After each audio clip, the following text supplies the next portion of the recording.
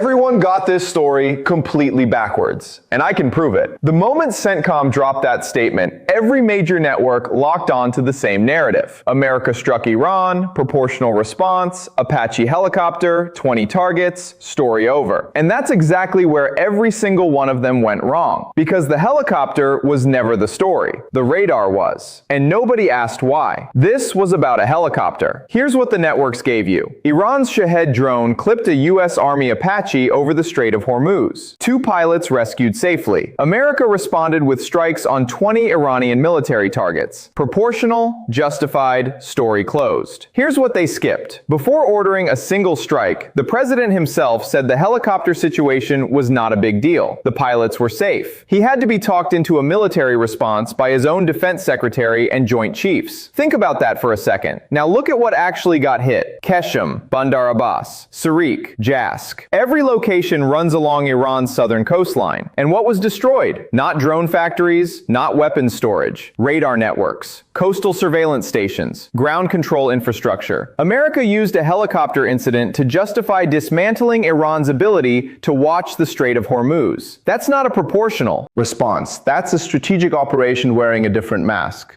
America won this exchange. By evening, the narrative was sealed. America struck, Iran absorbed it. Move on. Except Iran's National Security Committee announced full repairs the same day the bombs landed.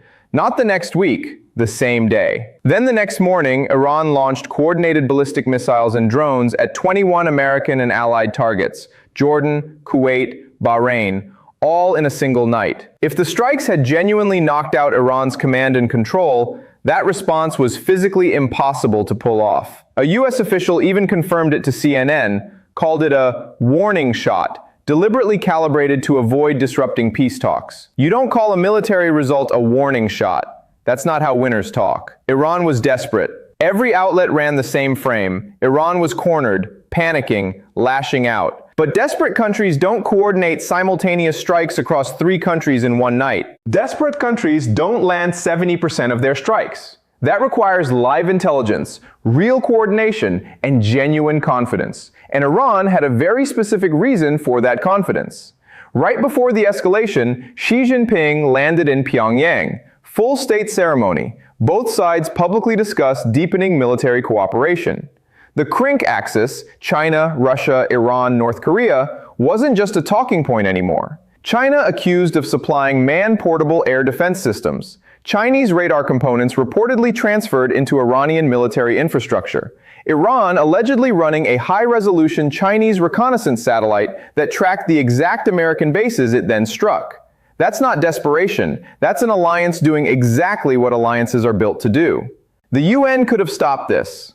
When America and European allies activated the UN snapback mechanism under Resolution 2231, it looked like a move. It wasn't. Russia vetoed. China vetoed. Both permanent members, the same 2 countries supplying Iran with satellites, radar parts, and air defense systems, blocked every institutional response. The tools designed to contain Iran were controlled by the people arming Iran. The Gulf states are just bystanders. Bahrain, Kuwait, Jordan, UAE, Saudi Arabia. Every broadcast framed them as background players. That framing didn't survive once Iranian ballistic missiles started landing on territory hosting American bases. Iran's foreign ministry had already put these countries on notice, publicly, explicitly, warning that hosting American operations made them responsible for what followed. Here's the number that explains everything. The GCC states import 80% of their food. They produce almost none of their own fresh water. 60% of their water runs through desalination plants that depend entirely on uninterrupted logistics. A $50,000 Iranian Shahed drone can destroy a desalination facility worth hundreds of millions. These aren't bystanders. They are the most economically exposed players in the entire situation.